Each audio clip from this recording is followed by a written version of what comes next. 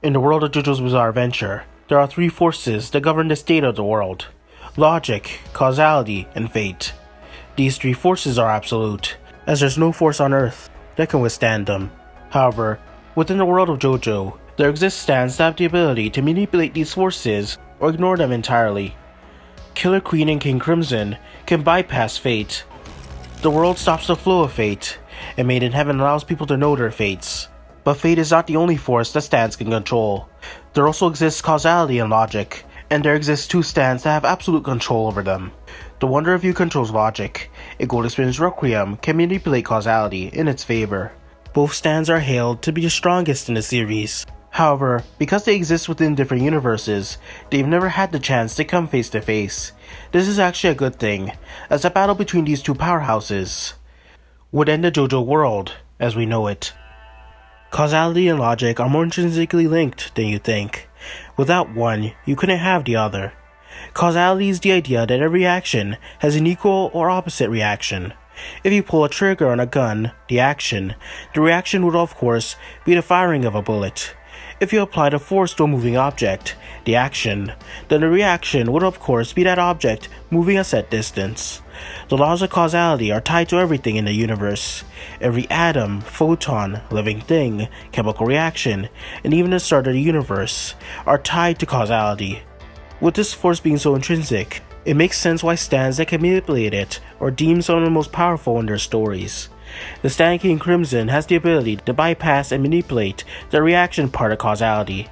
The action still occurred, but the intended reaction was skipped over. For example, the action of a gun firing still takes place, but the reaction of the bullet hitting him doesn't. Gold Experience Requiem controls the action part of causality. His power essentially allows him to return anything to its root cause, leading to the action itself being undone. Let's say you jump from a tall building, the action, and face planted onto the street, the reaction. Gold Experience Requiem's ability allows him to erase the part where you jumped. This in turn creates a paradox. If you never jumped, that means you never hit the ground to begin with. As a result, the world corrects itself by returning everything back to the initial action, which in turn essentially traps you in a never-ending loop until it's interrupted by an outside factor. This power makes it so no matter the ability, skill, or act of God, the results of each action will never reach their conclusion, as it'll just be reverted back.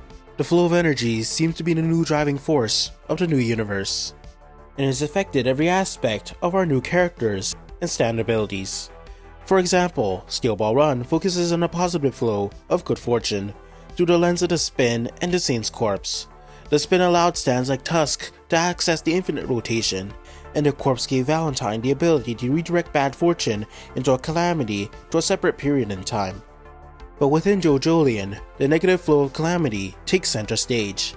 Calamity as we all know it is actually an extension of logic and reason, and this is the force W.O.U controls. Think about everything that makes our world make sense. When you jump, gravity will bring you back down. If there's no air, you'll suffocate. 2 hydrogens and 1 oxygen creates water. Basically, logic and reason is why the world functions at all. Every aspect of our day-to-day lives are tied together in a web of metaphysical gears, including parts of our world we cannot physically see. Without logic, the cogs that make up infinite creation would cease to exist. Even if you think something is illogical, they still fall under the laws of logic. What W.O.U does is take this logic and uses it to attack those who wish to pursue him. Since Calamity is logic, and logic is connected to everything, every aspect of our world will attack you relentlessly until you're either dead or it moves on to something else. It doesn't matter how insignificant the object is, it can become a deadly weapon, and the world itself will do everything in its power to inflict calamity, sometimes minutes in advance. Since this calamity energy is everywhere, the stand can never truly be destroyed. It will continue to exist even when its user dies. The concepts of causality and calamity are more tied than one may think. Like I've explained before, causality essentially means that every action has a reaction, and this process is what allows the world to constantly function. However, logic and reason is what makes it so the world and all its elements make sense, so which takes priority over the other. Well, the law of causality follows its own internal logic. The concept that an end result needs to have a beginning action is a constant in our world, which means that it follows logic. However, things can be seen the other way around as well. Without causality making everything follow a set path, the web of logic and reason making everything function would cease. Imagine a remote control car. The control stick itself would be causality as it makes the car move, but the battery within the car would be logic. Without it, it wouldn't make sense for the car to move at all. So without either the remote or battery, an RC car's existence would be null and void. Without logic, nothing would make any sense. And without causality, the universe would be at a standstill. Both these concepts need each other for proper equilibrium. Now both W.O.U and G.E.R have stated that no stand abilities can get past their abilities over causality and calamity, no matter how powerful. This is true simply due to stand abilities needing both causality and logic to function. But can both these claims be true at the same time, or do they simply exist in a vacuum in their respective universes?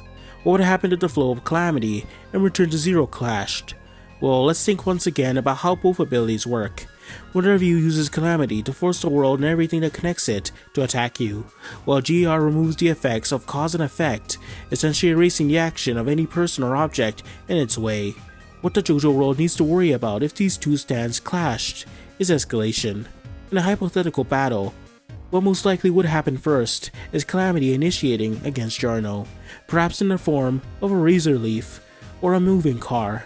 However, we have seen that Return to Zero can revert the actions of inanimate objects and usually activates before an attack makes contact, so the smaller calamities thrown at G.E.R would get reverted.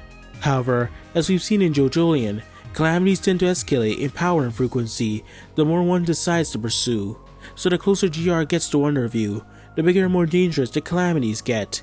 These calamities would once again get reverted, however, causing the calamities to once again get stronger as a result. This form of escalation would get more and more extreme until Calamity either throws nukes or meteorites at Giorno. From the sound of this, it makes it seem like G.E.R has the advantage. Well, not really. Basically, the calamities would never touch G.E.R, but G.E.R would also never get close to W.O.U. A series of calamities would occur that would prevent that from happening. As we've seen, Calamity can sometimes set up situations that help W.O.U get out of tough spots. So W.O.U would continuously stay out of G.E.R's barrage range, while Return to Zero would protect them from more aggressive calamities. With this sort of Achilles paradox situation, calamities would get more and more powerful and frequent in an attempt to kill G.E.R, until eventually a calamity that would doom our world would initiate. Even in a hypothetical scenario where G.E.R actually manages to kill W.O.U, that wouldn't matter. Calamity has been stated to be a force that's always existed and will never go away. So W.O.U would keep coming back no matter how many times it's killed. A fight between G.E.R and W.O.U would be the true personification of an unstoppable force meeting an immovable object.